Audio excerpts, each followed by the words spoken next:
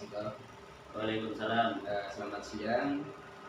Mohon maaf saya minta waktunya sebentar untuk wawancara sebagai tugas dari guru penggerak calon guru penggerak angkatan 7 Kabupaten Kediri untuk mewawancarai beberapa kepala sekolah terkait dengan pengambilan keputusan terhadap masalah dilema etika. Nah, sudah kita bersama bahwa dilema etika itu adalah satu masalah antara hal yang pilihan yang benar sama benar, tapi untuk ada rujukan moral antara yang benar dan salah. Dan juga telah diketahui tentang paradigma dilema etika, ada individu lawan kelompok, juga rasa keadilan dan kasihan, dan kebenaran dalam sedang yang terakhir adalah jangka panjang dan jangka pendek. Sebelumnya saya mengucapkan terima kasih sudah diberi waktu untuk wawancara terkait dengan bagaimana Pak Rasid mengambil keputusan di sekolah. Untuk yang pertama saya tanyakan adalah bagaimana Bapak ketika mengidentifikasi kasus-kasus yang merupakan dilema etika dan juga benar Pak Rasid. Dalam kepemimpinan saya di sekolah, kasus rujukan moral itu seringkali kita jumpai terkait dengan kedisiplinan. Misalnya guru yang tertib justru seringkali nanti akan mendapatkan resistensi atau penentangan dari teman-temannya yang kurang tertib, baik itu tertib mengajar, tertib kedatangan, tertib administrasi, seperti itu Pak. Itu termasuk contoh rujukan moral. Jadi ada yang satu sisi itu betul, sisi lain itu yang kurang tepat.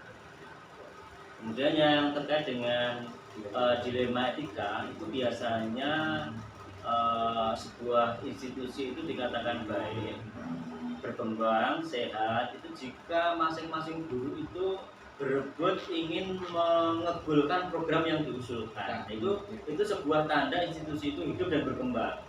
Ya, jadi seringkali ya di sekolahan itu antara guru yang satu dan guru yang lain itu berlomba-lomba meyakinkan saya sebagai seorang pimpinan untuk memilih program mana yang akan diterapkan di sekolah ini. Nah, itu jadi dilema juga ya, karena iya, sama-sama baik, juga juga semuanya memiliki kepentingan juga untuk anak juga. Nah, itu mana perlu dibuat analisis Pak untuk menyelesaikan. Kemudian misalnya bisa memberi contoh kasus yang terjadi di institusi atau sekolah Pak Rasid. Nah, terkait dengan program sekolah, program sekolah dilema etika. Jadi di sekolah saya itu ada bapak ibu guru ya, ada dua yang memiliki keterampilan terkait dengan budaya Jawa, ada yang tari, ada yang musik gamelan, ya. Kemudian dia memprogramkan untuk mengembangkan potensi dan bakat anak itu dengan mengisi kegiatan itu, memprogramkan bagaimana anak-anak kelas 4, 5, 6 itu mengikuti ekstra tari dan gamelan. Nah, kemudian di sisi yang lain saya kan menyebar angket ke siswa dan orang tua. Program apa yang perlu ada untuk sekolah kita ini? Nah, ternyata yang hasilnya angket itu keputusannya mayoritas itu menghendaki drum band.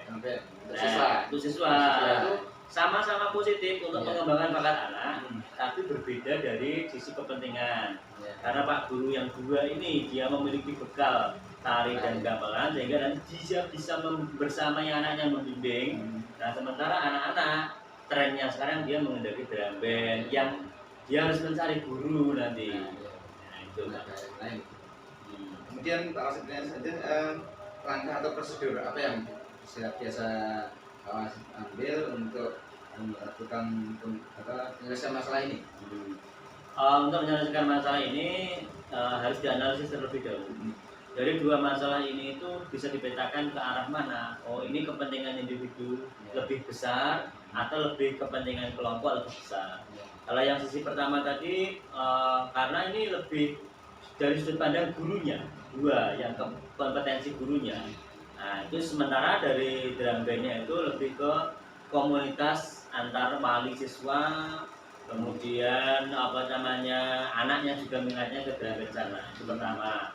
Kemudian yang kedua itu program itu dijalankan atau tidak nanti harus dianalisis namanya pakai analisis CIPOY Pak.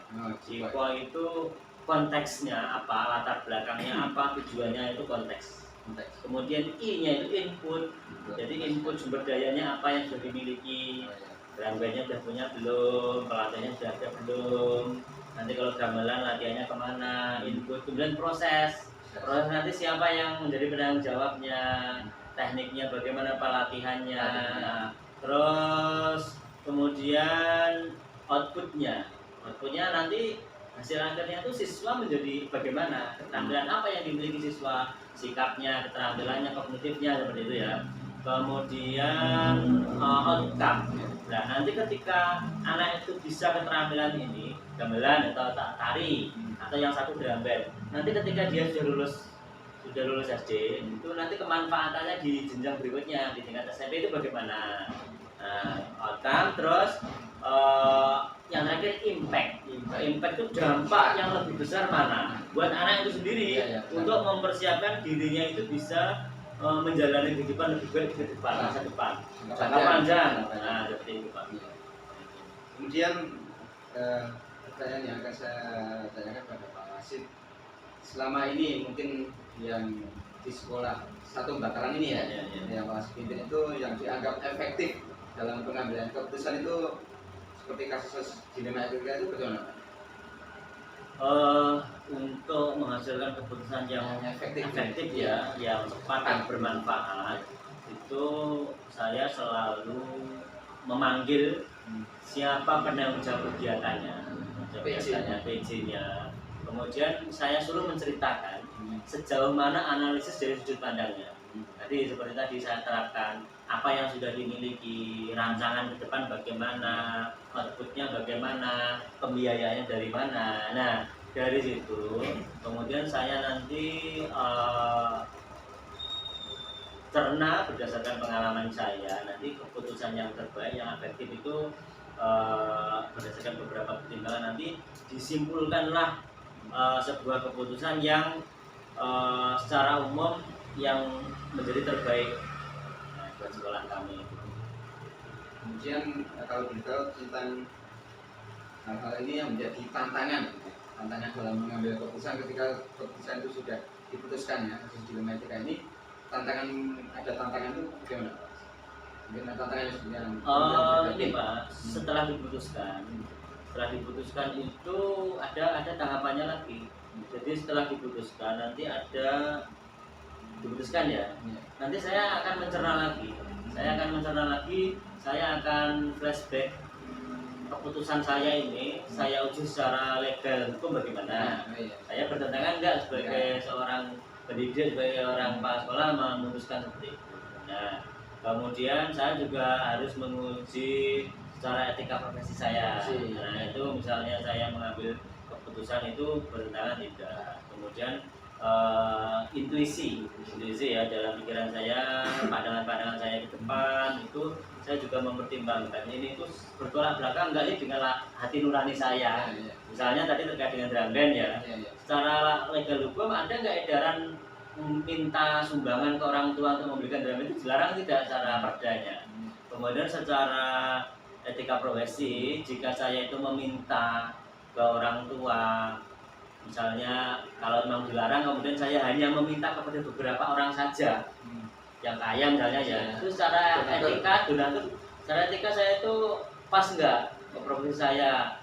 Terus kemudian secara intuisi saya itu juga ini ya, secara hati nurani saya itu kalau apa yang saya lakukan ini baik enggak buat saya. Nah, buat anak-anak uji juga. publik misalnya. Oh iya. Nanti setelah yang penting 3 itu Pak saya. Yang penting 3 dulu. Nah nanti terus diputuskan, disosialisasikan ke orang tua, barulah nanti uji publik itu berjalan. Nah bagaimana tanggapan orang tua, bagaimana pro kontra tidak dengan masyarakat sekitar. Nah itu uji publik. Terus tadi pertanyaannya bagaimana tantangannya ya. Nah tantangannya itu dimulai ya ketika uji publik itu Pak. Bagaimana ada pandangan dari luar, sikap Bapak bagaimana? Ya itu bahkan tantangan itu yang paling dekat dengan kita sendiri pasti akan ada. Misalnya terkait dengan rekan kerja kita, dari mana yang kita putuskan tadi ternyata kan juga bagi bapak ibu guru yang menghendaki tari dan karawitan tadi, otomatis dia bertolak kan ya. Nah, tantangannya yang paling pertama sebuah program itu harus membuat tim kerja ini solid. Kalau memang sudah diputuskan drum band, ya semua harus ikut mendukung drum band. Jadi tas kerja tetap kompak di dalam dulu, baru kita nanti bisa menjawab pertanyaan-pertanyaan dari luar uji publik, Pak. Jangan sampai ketika nanti ada pertanyaan dari luar kok jawabannya beda. Nah, itu. Ya, betul. Kemudian terkait dengan yang Bapak ini pengambil keputusan dilematika itu apakah ada jadwal atau mungkin ada tata cara atau mungkin bagaimana? Untuk pengambilan pengambilan keputusan dilematika itu kan sesuatu yang tidak sederhana, Pak. Butuh pertimbangan. Jadi sebaiknya atau yang sering saya lakukan itu saya memberi beberapa waktu tempo ya. Nanti misalnya rapat pertama saya mendengarkan penjelasan dari masukan-masukan dari berbagai guru itu ya. Kemudian bagaimana dari saya itu memutuskan ini minggu depan saya putuskan, karena di sela-sela seminggu itu saya bisa mencari informasi ke masyarakat juga, ke beberapa orang yang itu nanti akan saya mic-kan ini secara yang terbaik buat ini itu apa begitu. Jadi nanti intinya tidak saat itu, tapi kita sudah memberikan kepastian kapan jadwal itu akan diputuskan. Tidak terlalu lama, ada target-targetnya, Pak. Misalnya lombanya kapan, itu kan ada target waktunya. Pak Asid, ini kemudian kira-kira yang menjadi faktor ataupun yang selama ini mempermudah membantu pengambilan keputusan itu apa saja? Kasus dilematika. Faktor yang membantu pengambilan keputusan itu yang pertama jelas itu hati nurani dan keyakinan kita.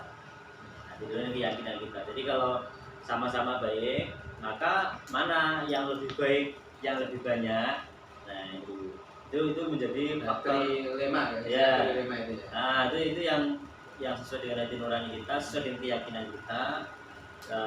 Kemudian tidak menyalahi legal hukum, sehingga kita bekerjanya tenang. Nah, kemudian yang ketiga nanti kita perlu second opinion dari orang yang berpengalaman di bidang itu. Terkadang kita kita itu pandai memimpin organisasi, tapi terkait seni kita tidak menguasainya. Nah, itu kita perlu mencari pandangan dari orang yang memiliki bakat atau bidang keahlian seni. Terima kasih sekali. Ini kemudian mungkin pertanyaan terakhir penutup dialog kita siang hari ini. Mungkin apa pembelajaran yang bisa diberikan kepada saya terkait dengan dilematika yang terakhir? Ya, baik. Jadi buat Pak Raliman selaku calon pemimpin ya, karena program CPP ini ya goalnya adalah calon pemimpin, baik pemimpin dirinya sendiri, pemimpin institusi maupun perubahan ya, boleh ya. Jadi yang perlu Pak Raliman garis bawahi terkait dilematika dan rujukan mengenal ini adalah bagaimana mendudukkan suatu masalah itu secara proporsional, ya. Kemudian tidak tergesa-gesa dalam mengambil keputusan. Harus ada analisis komprehensifnya, Pak. Ada analisis komprehensifnya tadi baik dari sisi aturan, sisi bagaimana berdampakan program yang utama, baik bagi anak sendiri. Nah, itu ya terutama pada murid itu. Nah, itu harus diutamakan. Jadi cermat, analisis, terus tujuan jangka panjangnya apa? Itu menjadi poin-poin yang tidak boleh disepelekan. Nah, itu sebagai dasar pertimbangan dalam pengambilan keputusan. Terima kasih sekali Pak Wasid. Mohon maaf sebenarnya tidak mengganggu waktunya. Juga banyak sekali yang bisa saya terima, banyak sekali ilmu pengetahuan baru yang harus saya ketahui dari dialog kita siang hari ini. Terima kasih sekali dan salam untuk Bapak Ibu guru dan Bapak. Mudah-mudahan Pak Raliman juga semakin matang dalam mengambil keputusan ya. Sesuai yang menjadi tujuan utama kita. Terima kasih Pak Wasid. Assalamualaikum warahmatullahi wabarakatuh.